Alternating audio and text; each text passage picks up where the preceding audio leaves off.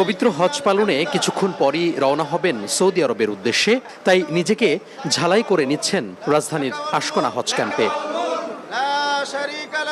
বাধ্যবাধকতা না থাকলেও দেশ থেকে যাত্রার আগেই সেলাইবিহীন সাদা কাপড়ের ইহরাম বেঁধেছেন অনেকে। আশকোনা হজ ক্যাম্পের পরিবেশ ব্যবস্থাপনা নিয়ে সন্তুষ্টি প্রকাশের পাশাপাশি দীর্ঘদিনের স্বপ্ন পূরণে মহান আল্লাহর শুকরিয়া জ্ঞাপন করেন যাত্রীরা। একটা স্বপ্ন ছিল যে কবে যাব হজে, সেই স্বপ্নটা আল্লাহ পূরণ করেছে। শুকরিয়া আল্লাহর কাছে, লাখ লাখ শুকরিয়া। আল্লাহর ঘরে যাচ্ছি, এর চেয়ে বড় আর কি আছে।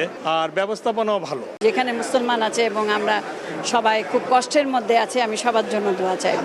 এদিকে ধীরে ধীরে স্বাভাবিক হচ্ছে সৌদি আরবের ভিসা অফিসের হালনাগাদের কারণে সৃষ্ট জটিলতা। বুধবার ভিসা না পাওয়ার সংখ্যা 19,000-এরও বেশি থাকলেও বৃহস্পতিবার তা 16,000-এ নেমেছে। সফটওয়্যারের মাধ্যমে আসলে অনলাইন ভিসা প্রসেস করতে এবছরে তারা সেই সফটওয়্যারটাকে আপডেট করেছে। আপডেট করার কারণে তাদের সিঙ্ক্রোনাইজেশনে কিছুটা সময় লাগছে। এই কারণে আসলে কিছু কিছু ভিসা ওই নির্ধারিত সময়ের মধ্যে আসেনি। খুব কম সংখ্যক কয়েকটি ভিসা আসেনি। তবে আমরা আশা করছি যে একটা সিস্টেম যেহেতু তারা রান করেছে, নিশ্চয়ই খুব দ্রুতই তারা এটা ওভারকাম করে সকলের ভিসা প্রদানের জন্য আন্তরিকভাবে চেষ্টা করবে। আগামী 31 মে পর্যন্ত চলবে হজ ফ্লাইট। চাঁদ দেখা সাপেক্ষে 4 অথবা 5 জুন অনুষ্ঠিত হতে পারে পবিত্র হজ।